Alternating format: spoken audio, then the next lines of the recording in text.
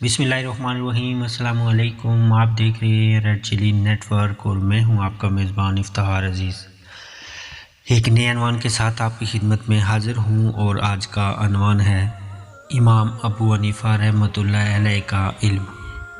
एक रूमी सरदार ने अपने कासिद को बहुत माल देकर खलीफातुल मुस्लिमीन के पास भेजा और ये पैगाम भी दिया कि अपने उलमा से मेरे 3 सवालों का जवाब पूछो।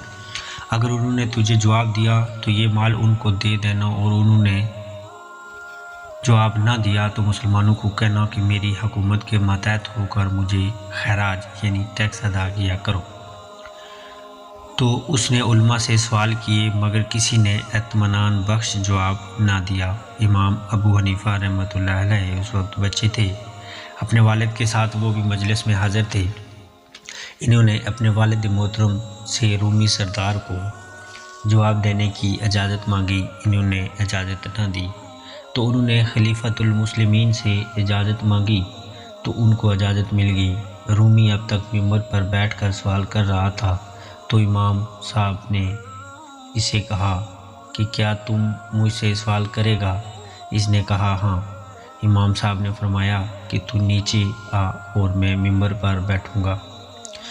रूमी मिंबर से नीचे उतरा। इमाम साहब मिंबर पर बैठ गए और फरमाया कि सवाल कर। इसने कहा अल्लाह ताला से पहले क्या चीज़ थी?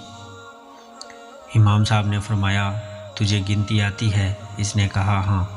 इमाम साहब ने फरमाया कि एक यानी वाहिद से पहले क्या है?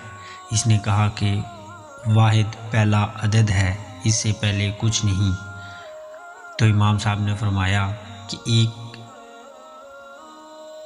एक वाहिद मजाजी है, इससे पहले कोई चीज़ नहीं, तो खुदा ताला जो वाहिद हकीकी है इससे पहले क्या हो सकता है?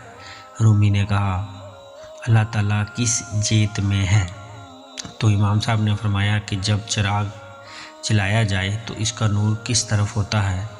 इस रूमी ने कहा कि चिराग का नूर तो हर जेत को रोशन करता है, इसकी रोशनी की जेत मुतय्यन नहीं हो सकती।